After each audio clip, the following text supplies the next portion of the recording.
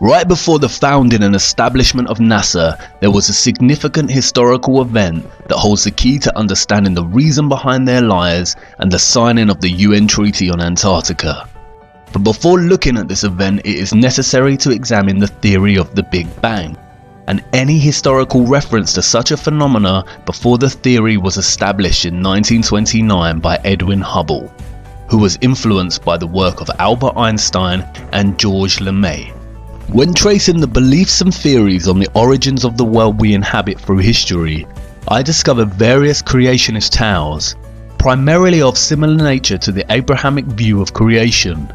I also encountered various works of philosophers and scientists such as Aristotle, Immanuel Kant, Johannes Kepler and Isaac Newton that proposed the theory of the infinite nature of the universe. There is one text, however, that predates all of these ideas. The Kabbalah, a tradition of Jewish mysticism that can be dated back to 13th century BC, 1,000 years before Aristotle lived. In traditional understanding, it is said to originate from the time of Eden. The Kabbalah's account of the origin of the earth and universe is a complex one, but the summary of its vision can be understood through its concept of Ein Sof, which translates to unending or infinity. The Kabbalah lays out its origin story as such. In the beginning, the Ein Sof withdrew into itself, creating an empty space or vacuum, within which the forces of Din began to take on an independent life. The contraction of the Ein Sof thus resulted in a purging of the harsh Dross, which contained all elements of potential evil from the being of God. The empty space thus contained the forces of Din and a remnant, the Reshimu, or impression of the divine light. At this point, the Ein Sof emanated a ray, which is represented in the first letter of the Tetragrammaton. This ray worked to organize the opposing forces that now filled this space. The opposing forces were together in a vessel no bigger than a tiny spark.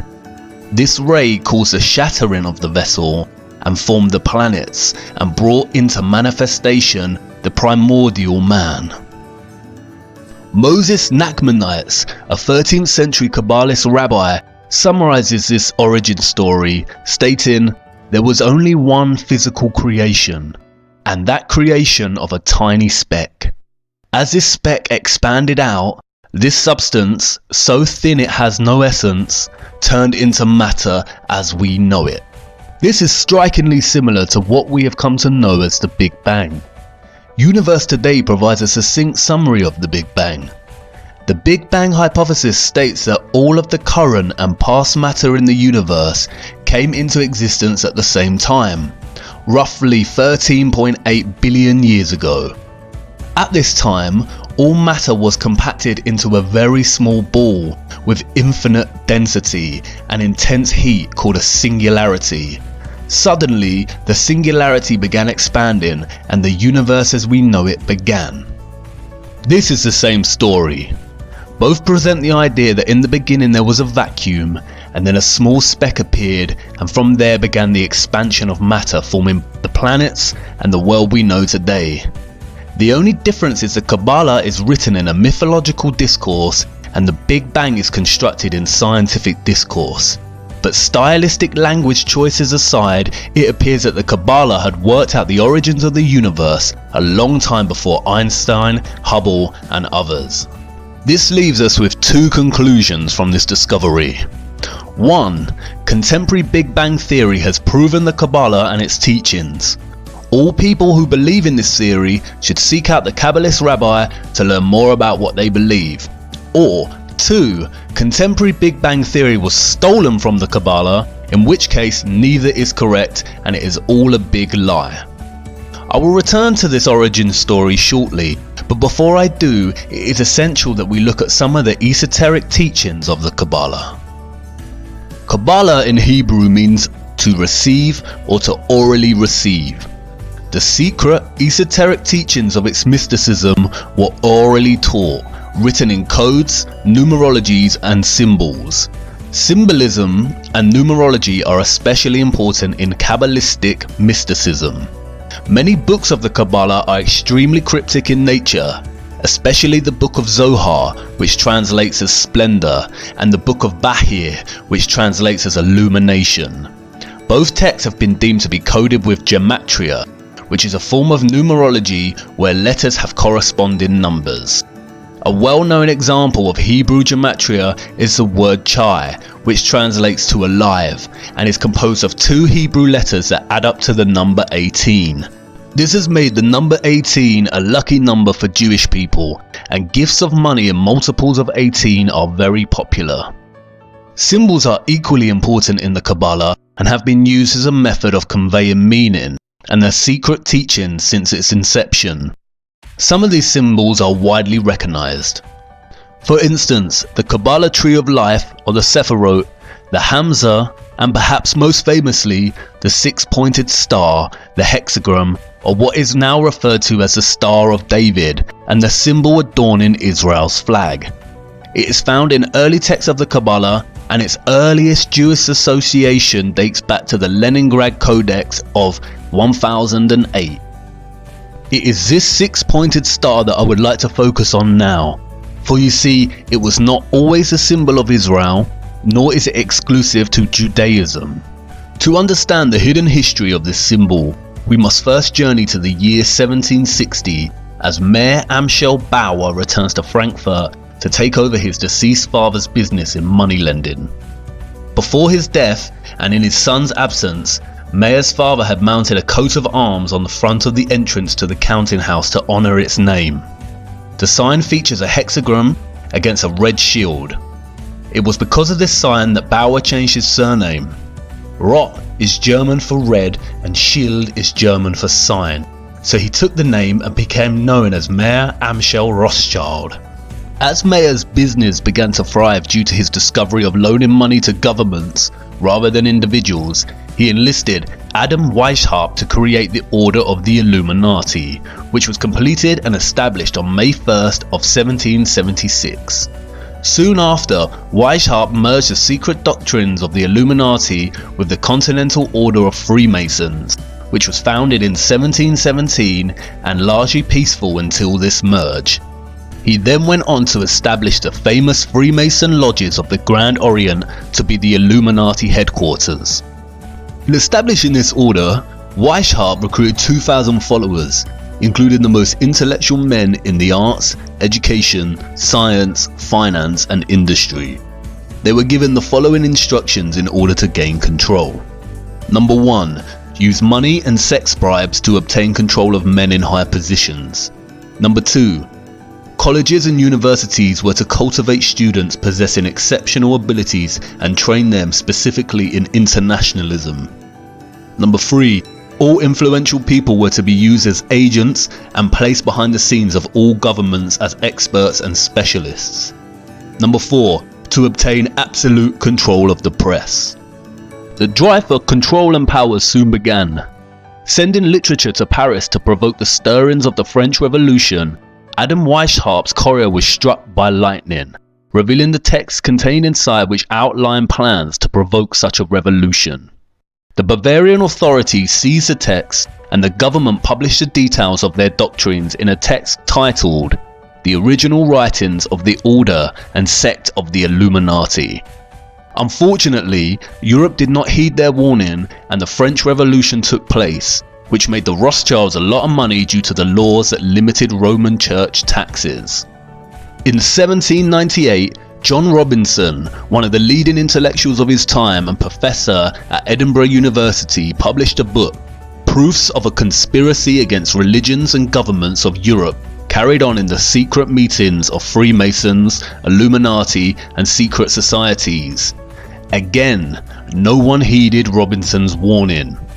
In 1812, Mayer Rothschild died and laid out specific laws for the House of Rothschild, which are 1. Only males will enter the business, 2. Intermarry to preserve fortune, and 3. The eldest son of the eldest son is to become the head of the family.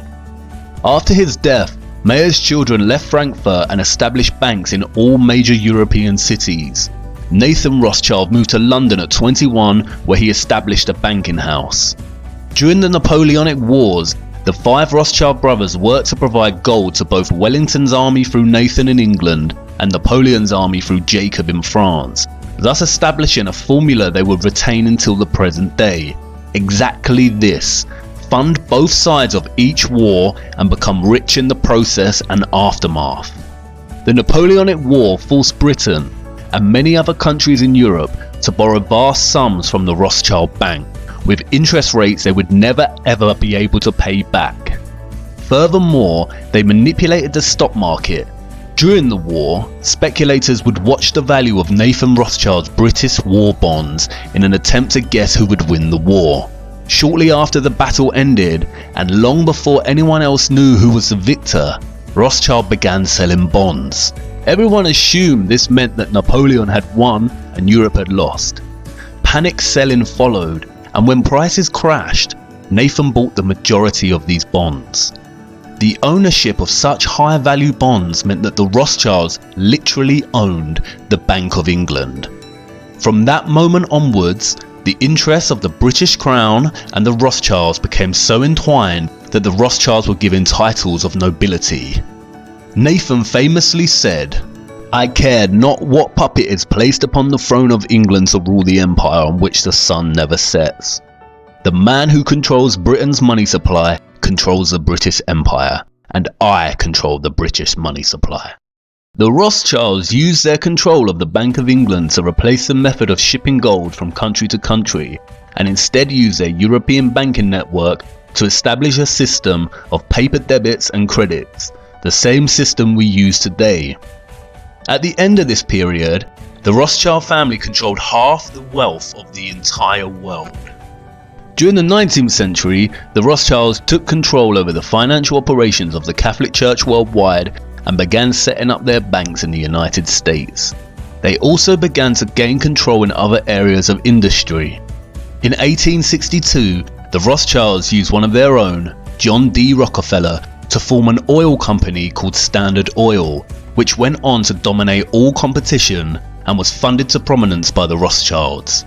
The Rockefellers would go on to lead oil, establish Big Pharma, and own all the major education systems, colleges in the United States. The Rothschilds' power and influence grew through the tentacles of each industry as planned with the establishment of the Illuminati. Towards the end of the 19th century, and before establishing their major dominant banking presence in the United States, the Rothschilds founded the Zionist Congress to promote Zionism, a political movement with the sole aim of moving all Jews into a singular Jewish nation state, and arranged its first meeting in Munich. The meeting was chaired by Theodor Herzl, who later stated in his diary, "It is essential that the sufferings of Jews become worse. This will assist in realization of our plans. I have an excellent idea. I shall induce anti-Semites to liquidate Jewish wealth. The anti-Semites will assist us thereby in that they will strengthen the persecution and oppression of Jews. The anti-Semites shall be our best friends." The youngest son of Jacob Rothschild also visited Palestine during this time and supplied funding to establish the first Jewish colonies there. The Rothschild plan to establish Israel and its own Rothschild-owned country was underway, but it would not be until many years later that that plan came to fruition. Notice the hexagram on the flags at the Zionist Congress. In 1910, plans were underway in the United States to set up the Rothschild centrally owned bank, the Federal Reserve. The plans for a United States central bank were met with strong opposition from some of the wealthiest figures of the time.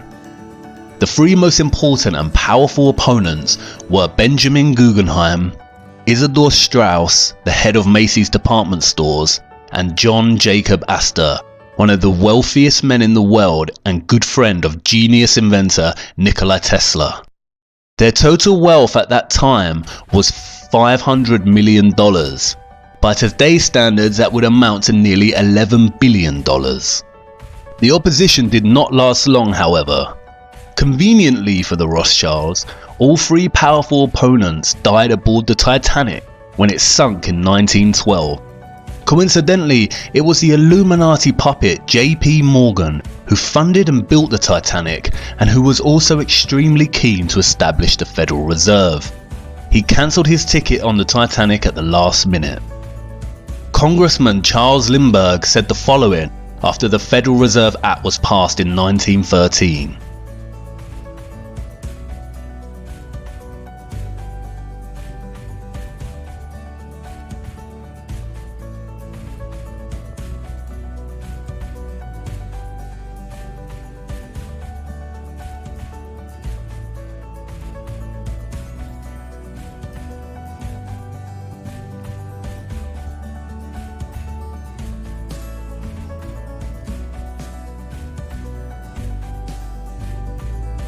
The last part of this statement is especially important.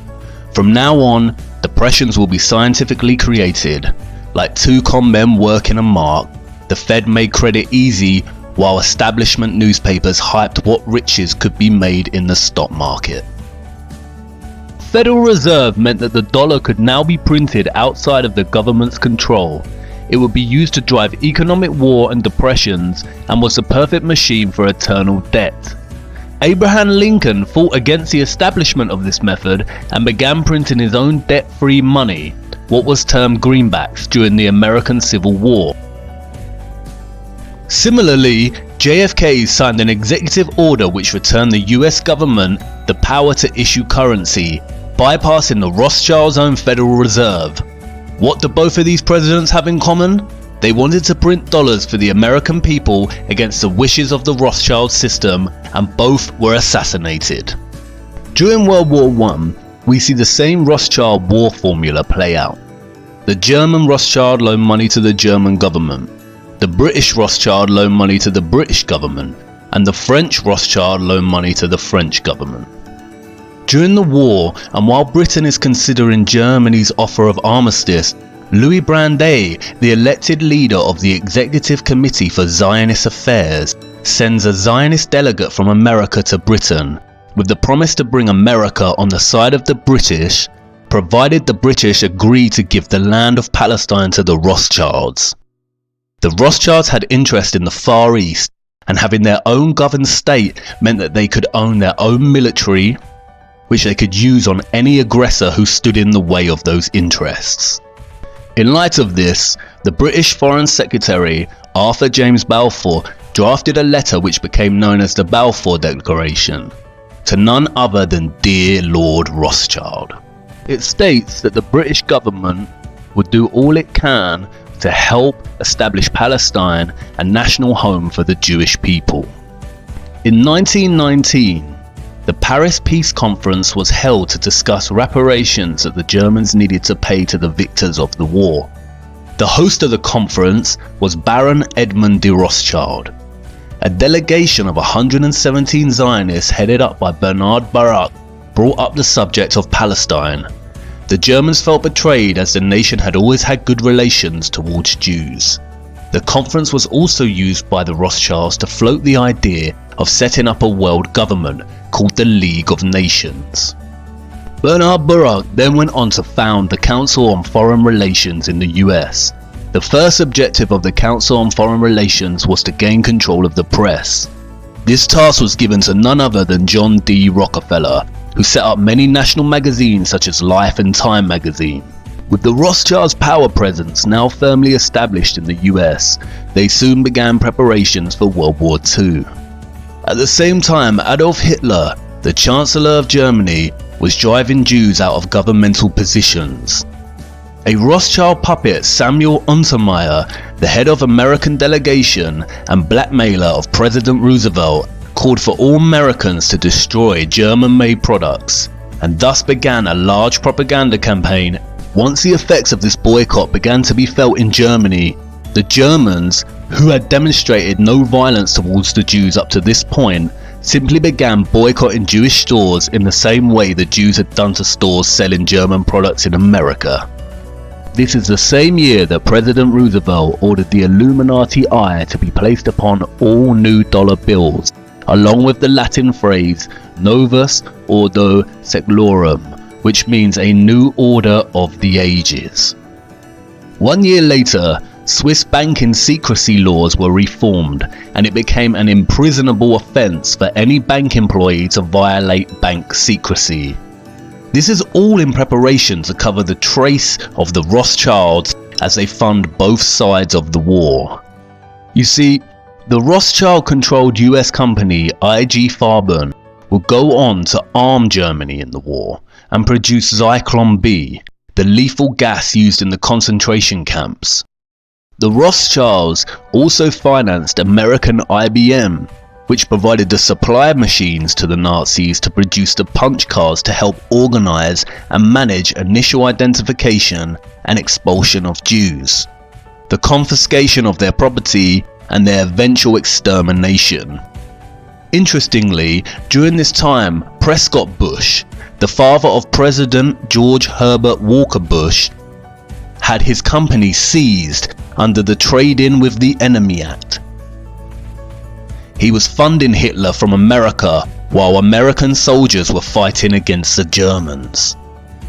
The Rothschilds' connection to Hitler may be more understated than initially realized. As Hans-Jürgen Kohler's Inside the Gestapo states, Adolf Hitler's grandmother Maria was a servant at the Rothschild mansion. You see, the war was very choreographed and had nothing but the Rothschilds' interests in mind. As Zionist Isaac Greenbaum in a speech to the Zionist Executive Council put so succinctly, "One cow in Palestine is worth more than all the Jews in Poland." This piece of propaganda was to scare Jewish survivors into believing their only place of safety was Israel. At the end of the war, in 1945, the Rothschilds not only profited significantly financially, but their vision of a League of Nations came to fruition with the establishment of the United Nations.